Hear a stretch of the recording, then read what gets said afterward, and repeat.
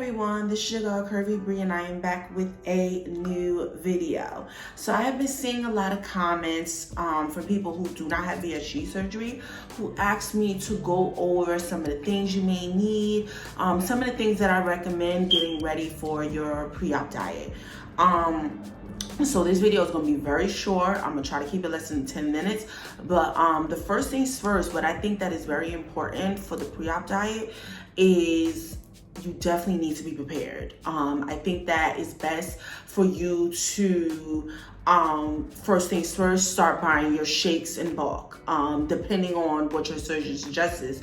If he suggests you to go on a 2-week liquid diet or a 1-week liquid diet, you need to buy your protein shakes in bulk. Like, you're gonna need it. I would just recommend, if you're getting it in bulk, to just get 14 days worth. Do not, I'm going to say this again, do not buy too much that is going to extend past your surgery day. Number one reason, you may not like them shakes when you get the surgery, and then now you just wasted your money. Because 9 times out of 10, I ain't like none of my protein shakes after my pre-op diet. I hated them. It was disgusting. It was nasty. And I tell you that in my first video, I tell you guys, I hate that caramel flavor. And I used to love caramel before the surgery. Now I hate it. And I'm like, wow, my taste buds have definitely changed. So just get enough bulk for those them 14 days or them 7 days that they have you on the liquid diet. For me, I was only recommended to do a 2-week pre-op diet that was low carb, but still had to include 3 shakes. So what I did was I just got me a big tub of caramel and I just drank that same shake every single day for the 2 weeks. And what I also recommend is, when you're buying in bulk, get your containers in bulk. Get you some bulk, a bunch of containers, so that way you can have it if you're doing a low carb diet. So that way you can portion out your food each and every single day. So buy bulks, with vegetables. Go to Costco's, get you a bunch of vegetables, get you some chicken, lean meats. Get your protein shakes from Costco's, get your vegetables, get your fruit if that's what they recommend, get your yogurts if they recommend that, because that's what I was recommended, and buy those in bulk so that way you won't have to go out and buy things, during the week or during the pre-op diet in general. Whenever you go food shopping, you won't have to do it because you already have it right there.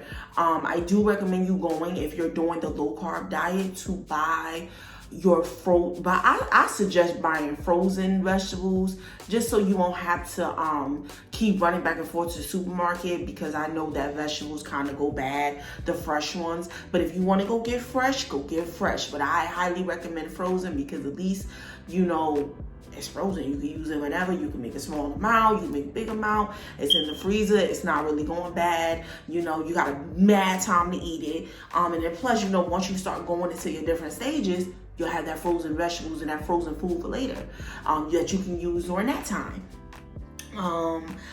The second thing that I recommend, if you are doing a low carb diet, please, at least a week before, plan out your meals. I'm talking about go into your app and write out the meals that you want to eat. Like, go into the MyFitnessPal, whatever app that they want you to use, and jot down the meals that you want to do. Because one, it keeps you from failing, especially if you have never been on a low carb diet. It keeps you from failing. It keeps you on track. And when you prepare, you don't make any mistakes. You're not craving anything. Well, you are going to possibly be craving stuff, but you're able to catch yourself because this is not on your meal plan that you have generated for yourself.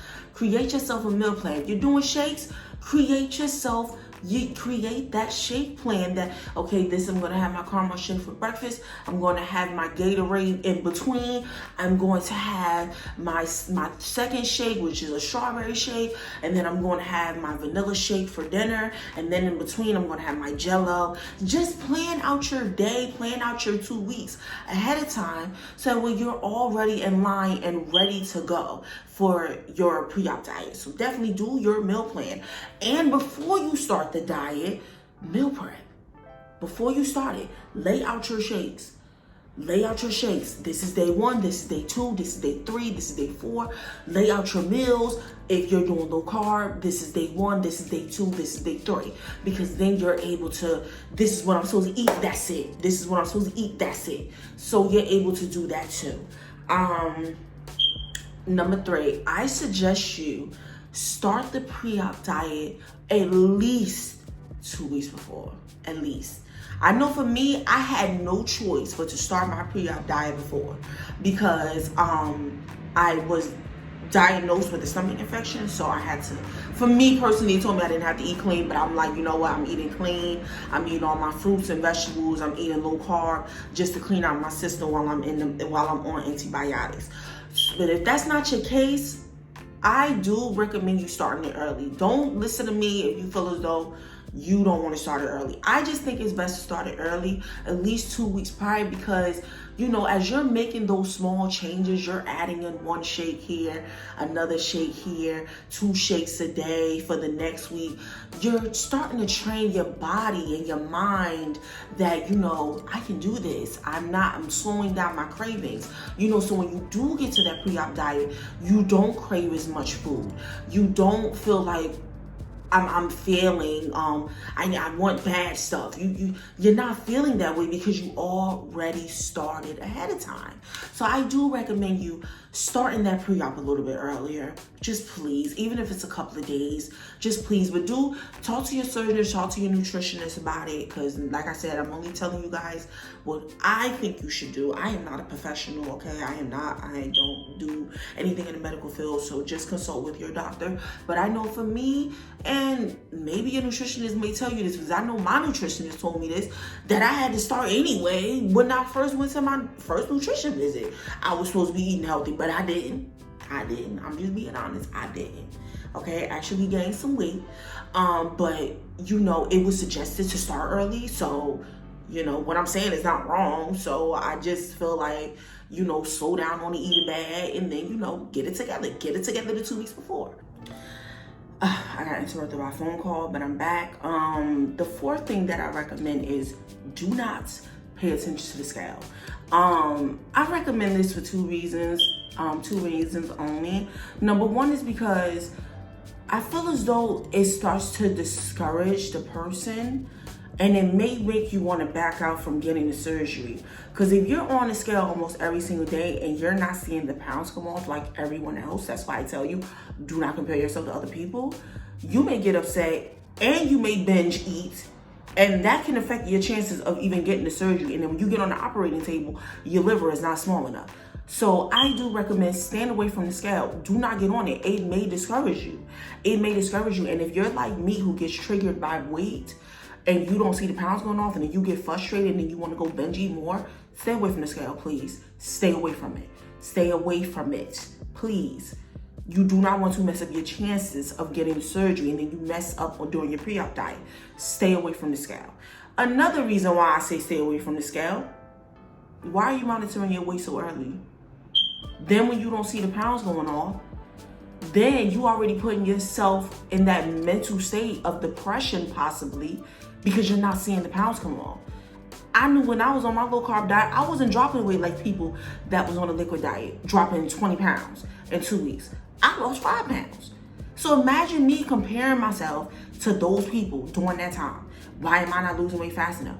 That would have put so much stress on myself every single day. And you don't need that stress when you're about to be on the operating table. Please do not do it to yourself. Stay away from the scale. If you can, get on it once a week, twice a week possibly, but do not get on that scale every single day, hoping and praying that a pound or 2 is gonna come off. And if you could deal with the scale during that 2 weeks and you don't care, go for it. But I just wanna keep it real with y'all. It is very discouraging and it puts a lot of pressure on yourself to be getting on the scale right before a massive surgery. Okay, your body is about to go through severe trauma and it's about to go through something that's life-changing, and you want to stress yourself out a couple of days prior because of the scale not moving, or you didn't lose a lot of weight, or you're comparing yourself to other people because you didn't lose a lot of weight. Like, don't do that. Don't do that. Stay away from the scale. Stay away from the scale. But this concludes my video. I just wanted to go over some things that I think is helpful during the pre-op diet, okay? And if you have any more further questions about the pre-op diet, you already know where you gotta go. Hit it in the comments section, let me know. And if you have any more video suggestions that you may want to hear about, you want me to talk about, I'm open to all suggestions. I have more videos coming soon, so be on the lookout. Make sure you hit that subscribe button. Make sure you hit that bell notification so you will be aware of when I drop these videos. Love you guys. Stay blessed.